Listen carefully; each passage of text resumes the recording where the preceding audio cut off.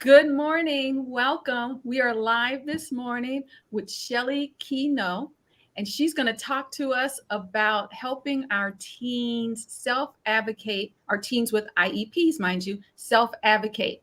Because at some point along their educational journey, they're going to have to learn to ask for what they want and need. They can't always rely upon us to do it, but we have to help them get there.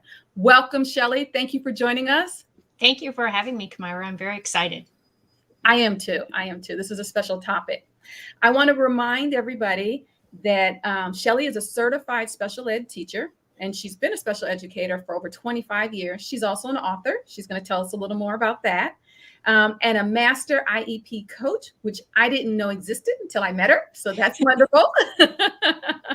We are live. If you're joining us live Tuesday, 10:30 a.m. Eastern time, please join the conversation. Just put your questions and comments in the comment section and we will address them live. Shelley will answer your questions.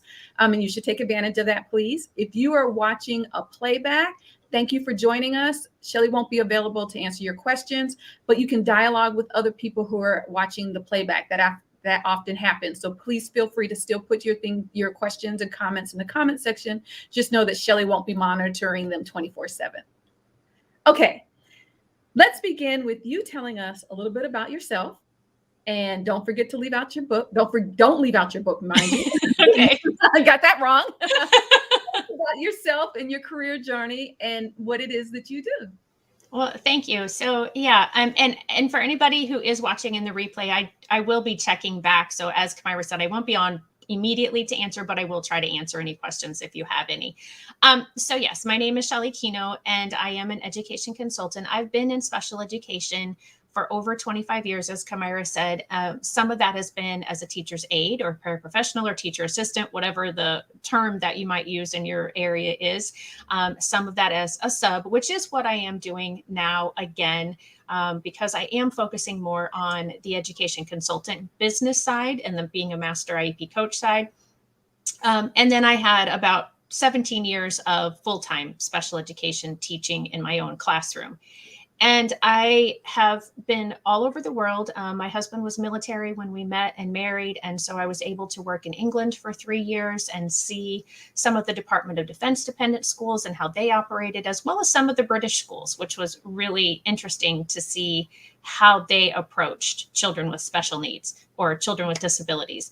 And so sitting in these hundreds of meetings, IEP meetings, which IEP stands for Individualized Education Program, during my teaching career, during my subbing and as an aide, I saw parents often look very overwhelmed, very misunderstood, like they weren't part of the team, which they, as parents of the child with the disability, are 100% supposed to be equal members of the team.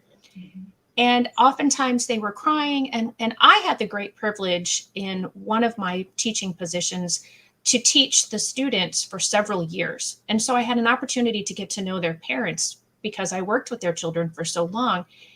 And they would often tell me, well, I thought this is what the IEP said, or I thought this was a right, or I thought this. And I realized that these meetings would happen so quickly, oftentimes. And even if they didn't happen quickly, it was so much information at one time that they were often left having no clue. Even though they had been there, even though they might have given input, they really weren't an equal member because maybe the communication didn't continue between team members and the parents, or maybe the child is nonverbal. And so there were things happening during the days at school and the parents didn't know what was happening because their child didn't come home and tell them or couldn't come home and tell them, like what a typically developing parent and child relationship. I know a lot of times we ask our kids, well, how was your day? It was fine. What'd you do? Nothing. But you can usually kind of get more information out of them if they're verbal. With a nonverbal child or with a child who is verbal but maybe doesn't always understand everything, those parents don't have that same knowledge. And so when I left my last teaching job, I'm a very praying type of person. And I said, Lord, what do you want for me now? because from the time I was 9, thought I wanted to be a teacher.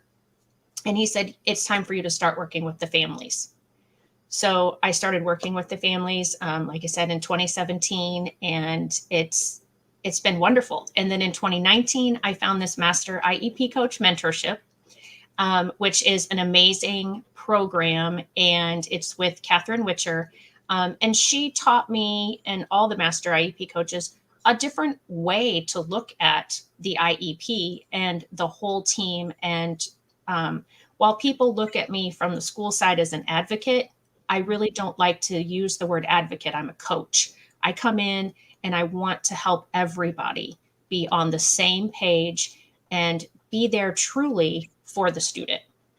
And so I want to talk about my book. And one of the reasons that I wrote the book is to give as many people as possible a perspective from the parent side, and from the family side. So the book is called Those Who Can't Teach. And you can see that can't is in quotation marks. And that's because when I was teaching, I heard so many other people say to my students, oh, they can't read, they can't write, they can't do math facts, they can't run, they can't behave that way in my class. Their family can't be happy, and just can't after can't after can't.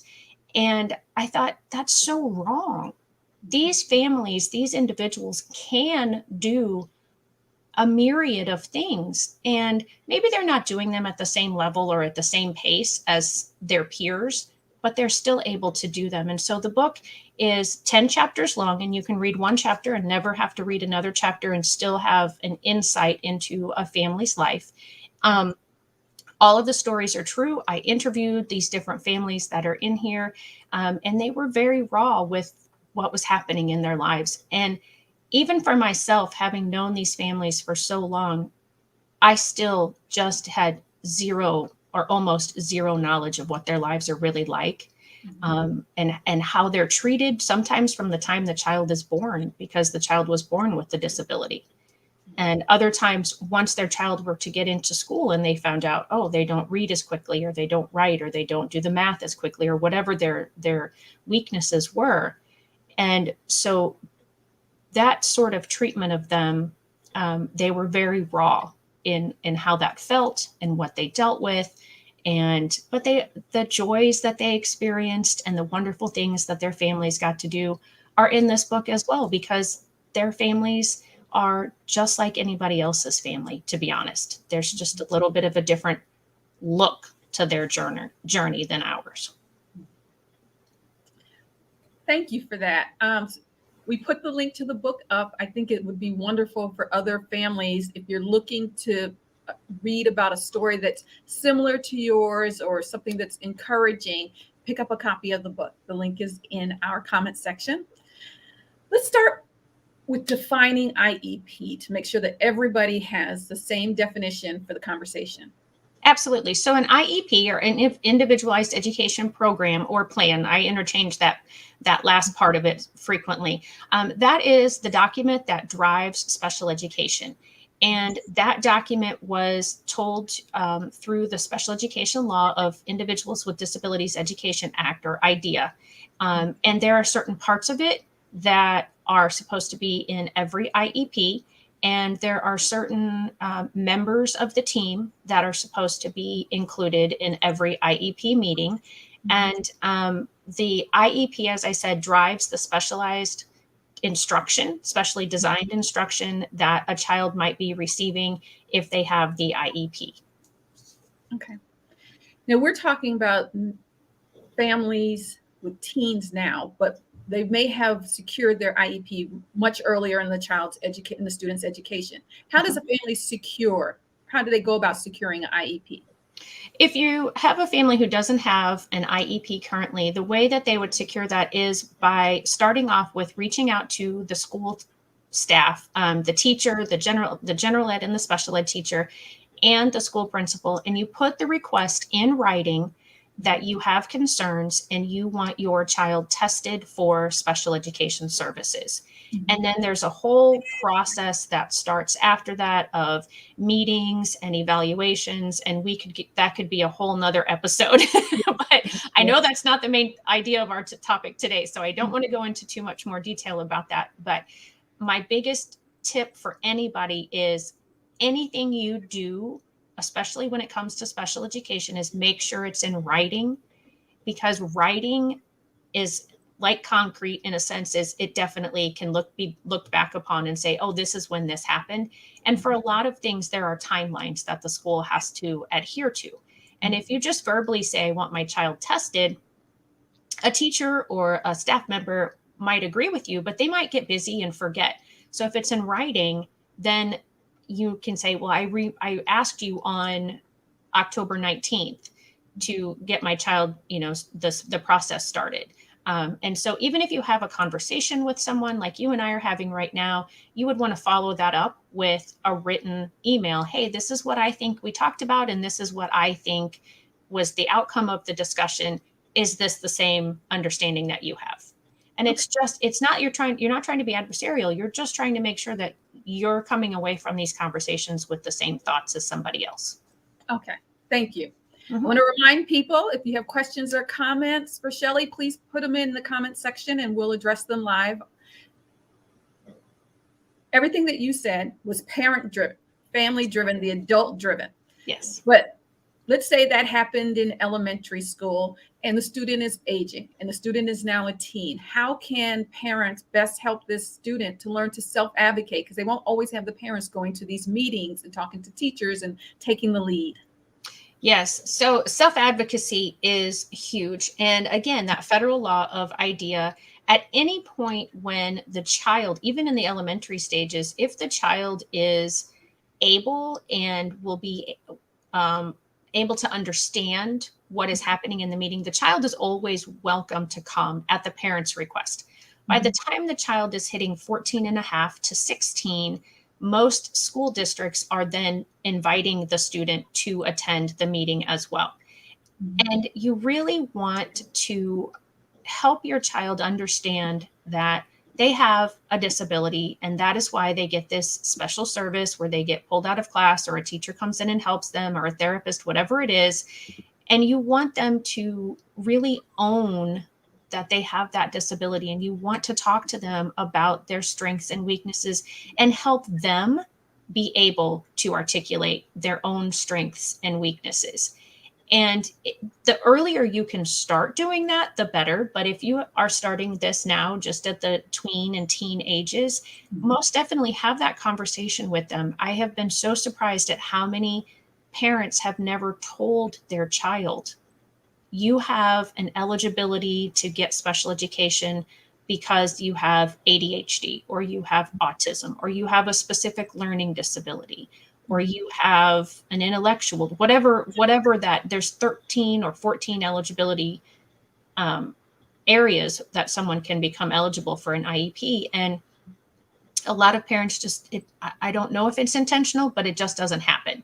And so that's the first step, is talk to your child about their own strengths and weaknesses. What do they think their strengths and weaknesses are? What do they think they need help with? As I mentioned before, there are specific sections in every IEP. And once you hit that 14 and a half and older, you also start getting a section called transition.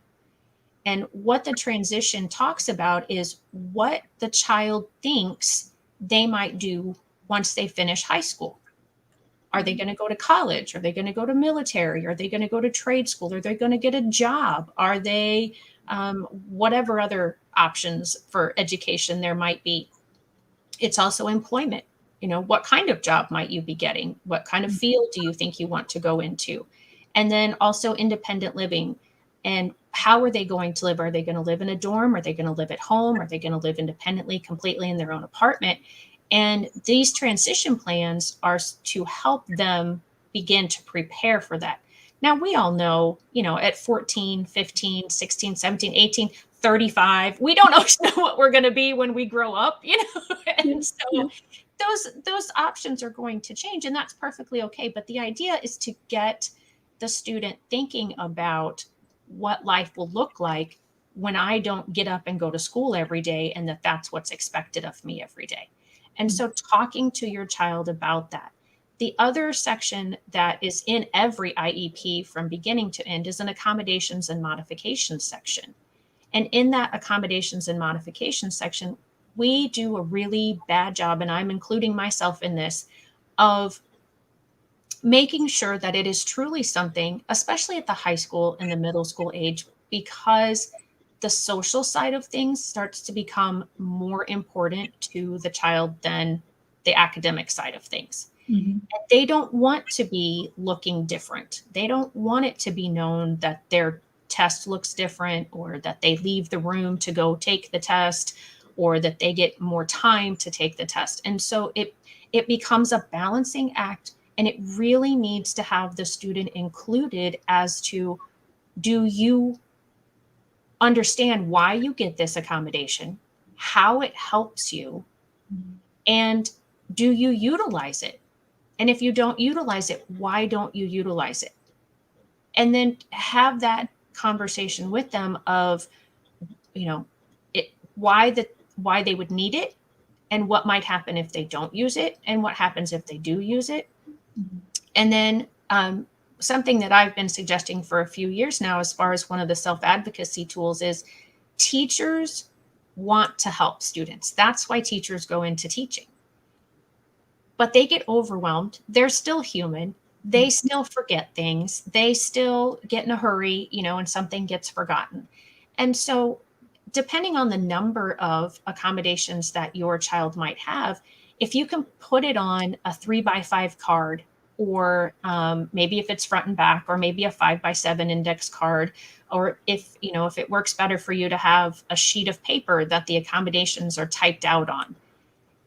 And when an assessment is coming up, or when a homework assignment is given, or wherever the accommodation is supposed to be given, then if it's not given, or the child doesn't recognize that it's been given, then they have that piece of paper or that index card. And once they've been taught by you, more specifically, this kind of thing will come from the parents, but it can come from the teachers. Once they've been taught, directly taught, and I'm emphasizing that because that is so important, because oftentimes we'll say, oh, here's your accommodation, go use it. But we don't teach them how to use the accommodations. Yes. And then we say, oh, go self-advocate. Well, go tell the teacher you didn't get this. Well, that's not really teaching them. You need to teach them words to use. You need to practice. You need to make sure that they're doing it respectfully. Again, remembering that teachers are human, and we want to help you, but sometimes we just forget. And so just going up and giving that gentle reminder of, Mrs. Kenow, I thought I was supposed to have choices that were only 3 multiple choice instead of 4, or 4 instead of 5. I don't see that happened on this assessment. And then, the teacher can say, oh, well, here's what someone else's test looked like, and it has the 5 questions, and yours only or the 5 choices, and yours only has 4 choices. And so that way the teacher can show them, because teachers are often preparing these things before they hand them out, as to minimize that different look. Yes. For the students. And so sometimes their accommodations have already been included, but it doesn't, to even the student getting the accommodation, look different. Yes. Than to somebody else. And so wanting to make sure that, they can see the difference. Or, by the way, I'm supposed to have these directions.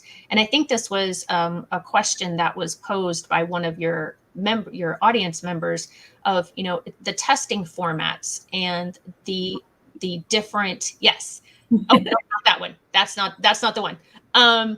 But it was something along the lines of, when they get into high school, it's so difficult because the testing formats are all so different, and then instructions are different. And yeah, that's the one. Instructions are the most difficult. Then a teacher pulls out something totally new. And so again, this is truly where that self-advocacy comes in, because if your child knows, hey, my directions are supposed to look like this, or my tests are supposed to look like this, then when a new test comes out or when the teacher pulls up something different, then the child can go to that teacher and, again, very respectfully, very nicely, after they've been taught how to do this, say, I know that you just handed this out to me. It doesn't look any different than anybody else's, or do you have a different one? Did you just forget? It's all those types of phrases too that they need to learn and to be taught. And sometimes teachers, again, we're not intentionally forgetting to give the accommodations. It's just we get doing our things and we get focused and we forget. And so sometimes, you need that reminder. And you are unfortunately probably going to run up against a teacher who says, well, here, or they might just make the accommodations right there, or, oh, just do this one and I'll change it later, or I'll change your grade or whatever. And that is unfortunate. And at that point, your child then needs to say, no, I really need to, in order for me to show you what I can really do, I need it to be in this way. How can we arrange it so that I can use the format that I'm supposed to use? And go ahead. You were going to ask. That's perfect. We have a question from Monica. Okay. And so I want to make sure that we put her question up. And I also wanted to make sure that we remind parents, two of the good points that you made as far as teaching self-advocacy is that putting their needs on an index card or typing it into the notes section of their phone or something that they can access so the students have the reminder and can share it with whomever they need to share it with. But also the practicing of the language and tone, and so that when it's time, it's automatic. They're not searching for words, and they've done this so many times that they know exactly how to say it. It won't come out robotic, but they will make the points that they need to make. Yes. So thank you for that. And we're going to Monica. Monica says, what do you do if the school does not see the need for testing for IEP? My daughter has been struggling since elementary, now entering high school. It's gotten worse. She really needs accommodations. So, Monica, thank you. That's a great question. And if it's truly just accommodations that she needs and she doesn't need specially designed instruction, you could ask for something called a 504. And a 504 is from the Rehabilitation Act. It's called the Section 504 Rehabilitation Act. And that allows for students who don't need that specially designed instruction, but just need some modifications or accommodations to the work to be able to receive that. And the process looks a little bit different, but again, you put it in writing that you want this done. And if you're asking for a special education evaluation in writing and they deny you, they have to put it in writing why they are denying the evaluation process. And if they put it in writing that they are denying the evaluation process, they have to tell you why they're denying that. And then you have some documentation that you can then proceed with getting an independent education evaluation or an IEE. You don't just have to say, oh, well, the school says no, and I'm done. You have more steps that you can take. And I'd be happy to go into that more in detail with you, Monica, if you want to reach out to me specifically, or, again, another episode sometime, because there are so many intricacies, to an IEP and individuals. That's something that I focus on a lot, and I remind people a lot, is both the special education law and the special education document start with the same letter, because that's so important. They both start with the letter I, and it either stands for individualized or individual. And so it's always remembering that even if you have two children and they're twins, they still most likely won't get the exact same services because they're processing different. Their academics are different. Their needs are different. They're different people. And so always remembering to focus on the individual and individualizing their education program and having data to drive what are the needs and what are the weaknesses, but as well as the strengths. We can strengthen strengths you can use strengths to strengthen weaknesses. And so focusing on those kinds of things as well. And I could go on and on about that, but I'm trying to stay to the That's okay. self-advocacy. We have put Shelley's website, so you can go to her website and contact her through that. I encourage you to do that, not to give up. I wanted to ask you about, we talked about practicing language and tone, if you could give us some specifics on that. But I also know that you have some research and some data points. You mentioned data that is important to get out to our audience today. So I want to make sure that you hit upon those things too. So yes. Go ahead. Okay. So let me do the data points first. Yep. And so, yeah, 40% of students with disabilities who have desire for post-secondary education don't often achieve that goal. And that comes back to them not having the self-advocacy skills. And so you want to work on them. And again, it's important that they know that they have an IEP, that they have rights within that IEP, why they have the IEP and how it can help them. Those are such key points. And that, again, that explicit instruction is very key. And remembering that students with disabilities are still almost 3 times as likely to drop out of high school as their non-disabled peers. And that often comes from them not knowing how to ask for what they're supposed to be getting. And they don't feel that they have any control, and they don't feel like the system is set up to help them. And so they feel like if they can just leave the system and get on with life, that things will be better for them. And we all know that that's not the truth. That unfortunately, that there is no proof in the pudding of that. There was another. Oh, I just want to read you 10 non-academic behaviors that are associated with post-school success: knowledge of strengths and limitations, actions related to strengths and limitations, disability awareness, employment, goal setting and attainment, persistence, proactive involvement, self-advocacy, supports, and utilization of resources. So making sure too that your child knows where can they go for help? What teacher do they ask? What department do they go to? Even when, and teens, we start college in the teens years.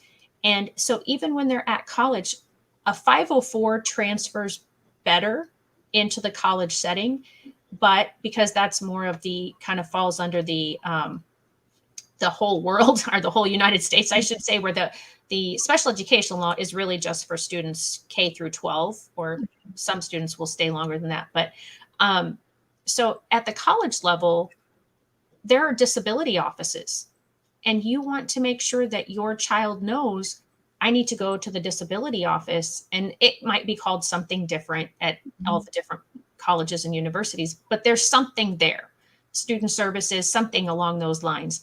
And you want to make sure that your child knows to go to that place and say, hey, when I was in high school, I struggled with X, Y, and Z, and these are some of the things that were helpful to me. How do I get those here at the college as well? Extended time, tests read, those sorts of things are certainly applicable at the college level also. So some of the language and that tone that you mentioned, those are so key, because if you think about it, if your child comes to you and automatically has this self-righteous attitude, you almost always are going to say, no, whatever you're asking for, you're not going to have. I'm not going to give it to you. Yes. And so you want to make sure that they have that humble but self-confident approach. I know what I need. I know what I'm allowed to have. I am asking you to work with me and help me show you everything I really know in the way that I can access it and show it to you the best. And that is what my accommodations and my modifications are for. And unapologetically, as you said, confidently say, yes, this is what we're coming to the end of our time together. But I want to summarize with my takeaways is that, one, everybody has something that makes them unique. Absolutely. So if you think you're protecting your child by not involving them in this process and teaching them to self-advocate, you are doing the exact opposite. It's okay. You just explained to them, this is what makes you unique. Everybody has something.